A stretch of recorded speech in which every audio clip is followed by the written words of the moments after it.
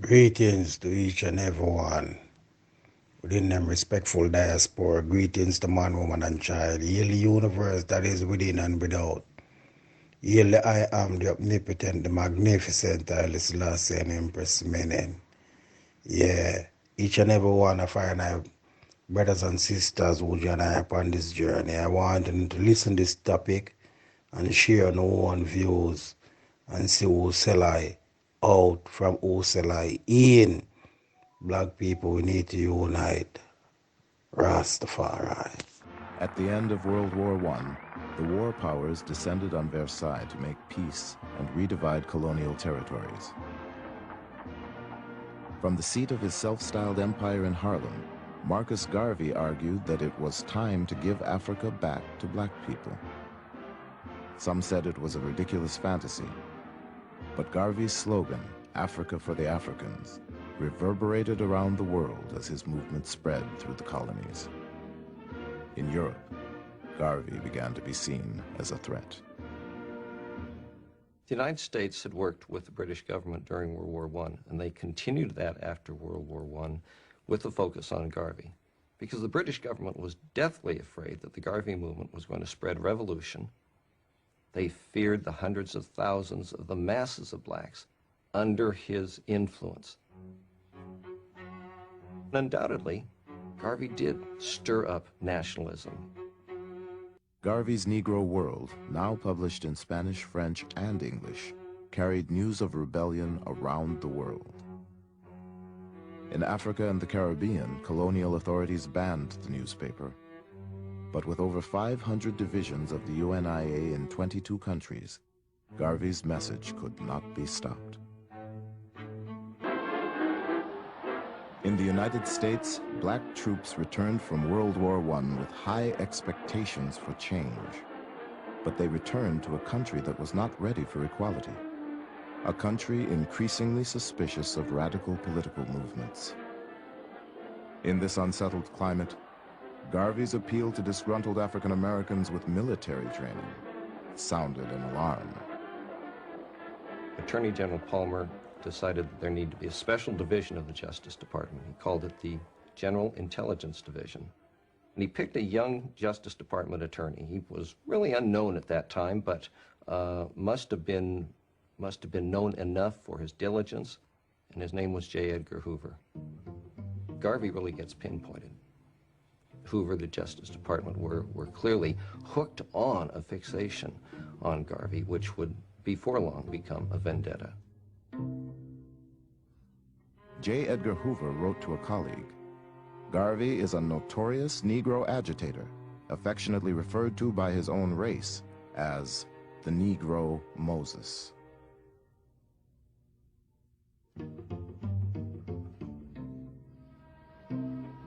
Hoover's agents were in the audience at Carnegie Hall when Garvey bragged that the UNIA would soon be strong enough to exact its own form of justice. When those crackers lynch a Negro below the Mason-Dixon line, since it is not safe to lynch a white man in any part of America, we shall press the button and lynch him in Africa.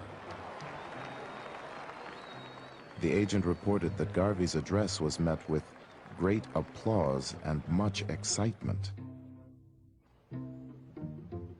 J. Edgar Hoover had long relied on casual informants, but now, in his determination to go after Garvey, Hoover hired the first full-time black agent in the Bureau's history.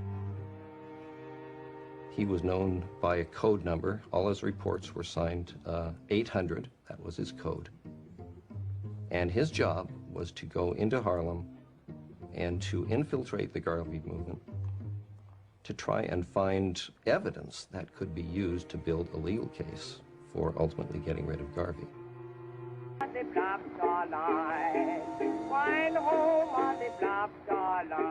The idea comes to Garvey that black people need a shipping line. And he bases his idea on the fact that the Cunard family has the White Star Line and the Irish have the Green Star Line. And he says, why shouldn't blacks have the Black Star Line? So it is a vision of grandeur. Black people were routinely Jim Crowed on ocean-going liners. Black folk paying, say, for first-class accommodation often had to travel in third-class accommodation.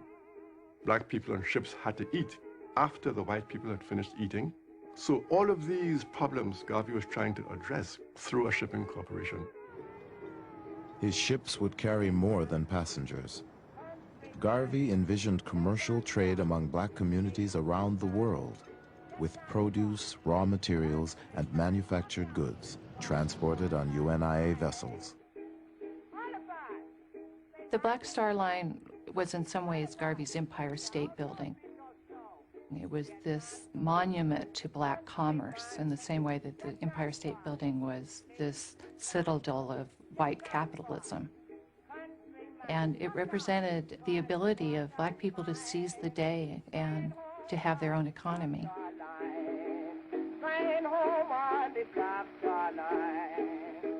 Garvey offered Black Star Line stock for sale in 1919, promising his investors liberation and large profits as they slept.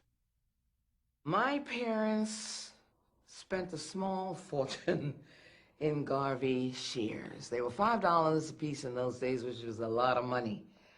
And my mother had to remind my father that there was food and things to be bought because he was buying shares.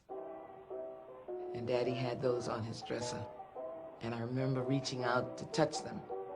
And Daddy said, touch them and feel the power that the black man will someday know.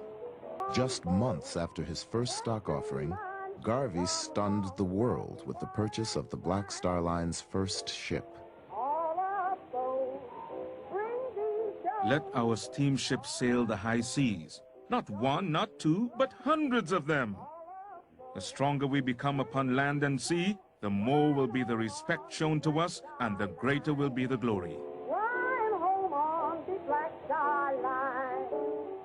The SS Yarmouth, a 33-year-old wartime coal boat that Garvey planned to rename the Frederick Douglass, would set sail with an all-black crew under the command of Joshua Coburn, a black captain. One bright November morning in 1919, Garveyites assembled on the pier at 135th Street in Harlem to witness the launching of the Yarmouth. A spectator said, "We watched people jump up and down, throw up their hats and handkerchiefs, and cheer while the Yarmouth backed from the wharf and slowly glided down the North River." The ship appeared to embark on a spectacular ocean voyage, but because Garvey had not finished paying for it, the Yarmouth went only as far as the 23rd Street Pier. But when the Yarmouth finally made its maiden voyage, it was cause for an international celebration. The president of Cuba threw a banquet in honor of the crew, and members of his cabinet purchased shares in the Black Star Line. In Costa Rica, workers descended on the docks to shower the Yarmouth with fruits and flowers.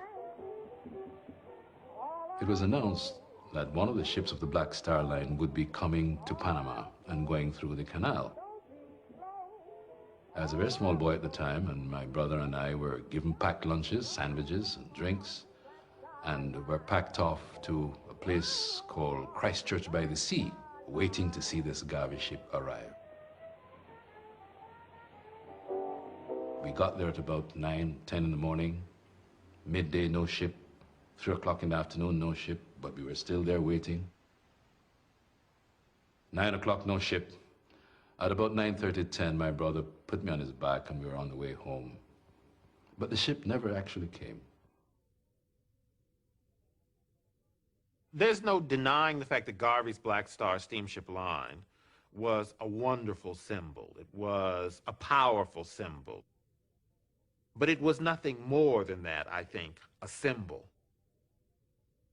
The fact that people would come down to the docks waiting for these ships, in some ways is metaphoric for the wishful thinking that was largely at the heart of the Garvey movement.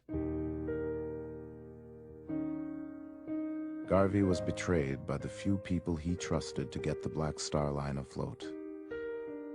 The man he asked to inspect the Yarmouth turned out to be an informant for J. Edgar Hoover. And his hand-picked captain, Joshua Coburn, convinced Garvey to pay 6 times what the ship was worth, and then took a kickback from the purchase price. Yet Garvey quickly raised and spent $200,000 on 2 more ships. And making the purchase of those liners without being led by experts, he was deceived about the condition of those ships and overpaid for on what their value should have been. It was a disaster for the movement and turned out to be a disaster for Mr. Garvey.